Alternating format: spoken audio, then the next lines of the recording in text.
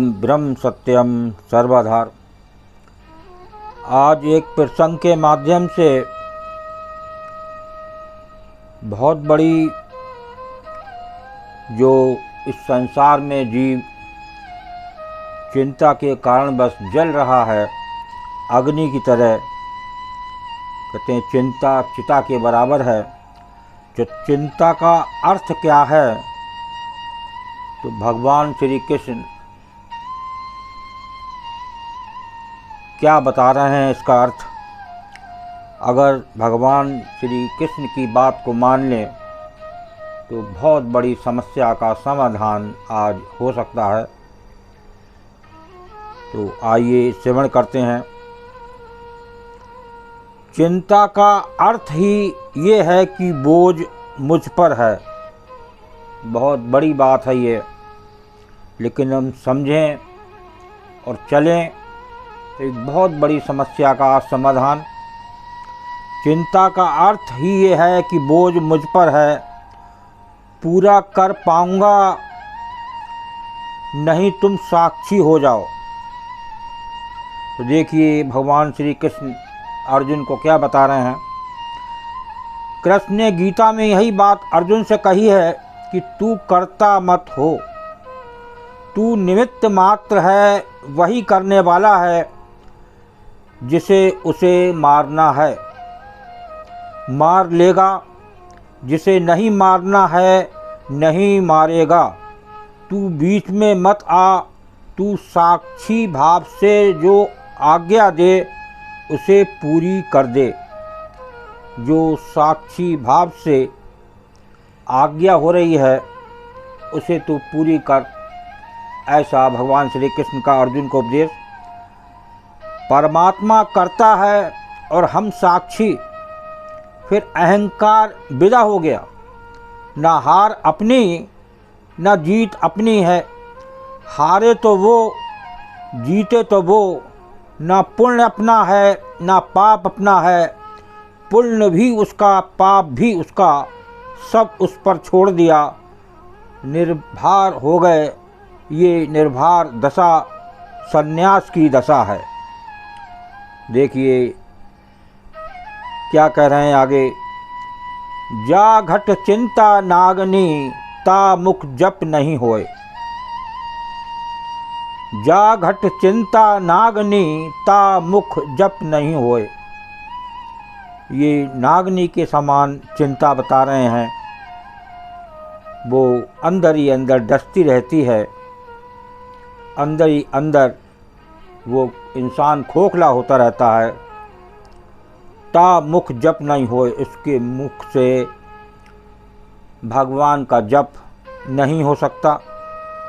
और आगे श्रवण करते हैं। और जब तक चिंता है तब तक जप नहीं होगा, तब तक कैसे करोगे ध्यान, कैसे करोगे हरि स्मरण। चिंता बीच बीच में आ जाएगी, तुम किसी तरह हरि की तरफ मन तो ले जाओ। चिंता खींच खींच कर संसार में ले आएगी।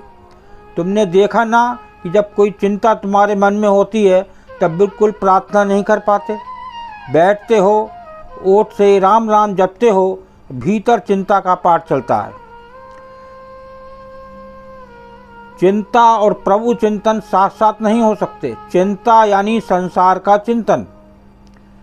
व्यर्थ का कूड़ा कचरा तुम्हारे मन को घेरे रहता है, तो उस कूड़े कचरे में तुम परमात्मा को बुला भी ना सकोगे। उसके आने के लिए तो शांत और शून्य होना ज़रूरी है, और शांत और शून्य वही हो जाता है जिसने कर्ता का भाव छोड़ दिया। जा घट चिंता नागनी, जा घट चिंता नागनी, ता मुख जप नहीं हो।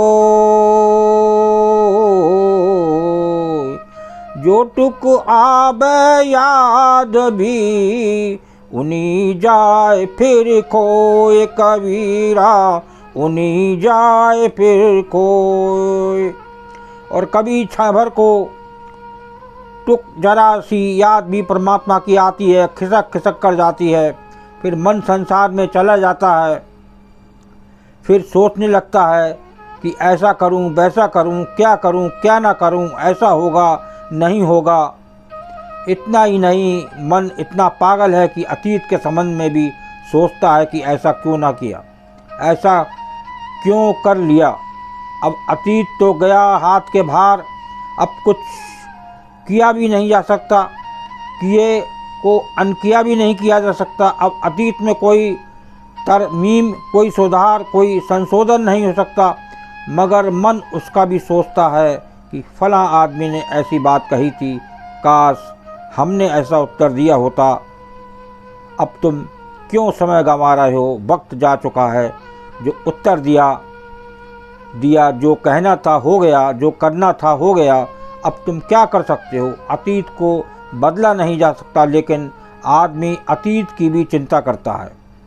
बैठे हैं लोग, सोच रहे हैं कि ऐसा किया होता, वैसा किया होता, स्त्री से विवाह ना किया होता, उस स्त्री से विवाह कर लिया होता, और उस स्त्री से किया होता तो भी तुम यही सोचते होते, कोई फर्क नहीं पड़ता। अतीत की चिंता तो बिल्कुल व्यर्थ है, क्योंकि जो हो ही चुका उसकी क्या चिंता। और भविष्य की चिंता भी व्यर्थ, क्योंकि जो अभी नहीं हुआ, अभी हुआ ही नहीं, उसकी क्या चिंता। उसकी चिंता से क्या होगा। तुम्हारे हाथ में क्या है, एक श्वास भी तुम्हारे हाथ में नहीं। कल सूरज उगेगा भी कि नहीं, उसका भी कुछ पक्का नहीं। कल सुबह होगी भी या नहीं होगी, इसका भी कुछ पक्का नहीं। तुम होगे कल या नहीं होगे, कुछ पक्का नहीं। मगर बड़ी योजनाएं, बड़ी चिंताएं कर्ता के भाव के साथ साथ चली आते हैं। देखिए, ये भगवान श्री कृष्ण का अर्जुन को संदेश, तो ये चिंता आप आज ही खत्म कर सकते हैं। कर्ता ना बने, तू करता तू हरता, सर्व तेरी आज्ञा।